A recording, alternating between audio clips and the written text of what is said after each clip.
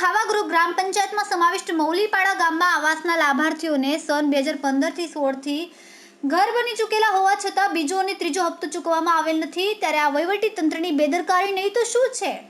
પ્રાપ્ત માહિતી અનુસાર વર્ષ 2015-16થી સરદાર આવાસના લાભાર્થીઓના ઘર સંપૂર્ણપણે બની ગયા હોવા છતાં પણ આજ દિન સુધી બીજા કે ત્રીજાની હપ્તાની રકમ મળી શકી નથી, જેથી ગ્રામજનોમાં રોષ સાથે નારાજગીની લાગણી જોવા મળી રહી છે. ઘરની પૂર્તતાના પ્રમાણ પણ તાલુકા કચેરીમાં જમા કરાવવા આવેલ હોવા છતાં પણ ત્યાંથી ગાયબ થઈ ગયા હોય તેવું પ્રતીત થઈ રહ્યું છે. જે બાદ લાભાર્થીઓએ અનેક વખત બીજા કે ત્રીજા હપ્તાના ફોર્મ ભર્યા, પરંતુ હવે લાભાર્થીઓ ફોર્મ ભરીને કંટાળી ગયા છે અને પોતાના મનમાં જ વસવસો દબાવી રાખતા હોય તેવું માલુમ પડે છે. ત્યારે સમગ્ર મામલાને લઈને તાલુકા વિકાસ અધિકારી આનંદભાઈ પટેલને રૂબરૂમાં મુલાકાત લેવા જાણવા મળ્યું હતું કે જિલ્લામાંથી બહાલી આવશે એટલે સ્થળ તપાસ કરીને બાકી રહેલા લાભાર્થીઓની ચૂકવણી કરવામાં આવશે.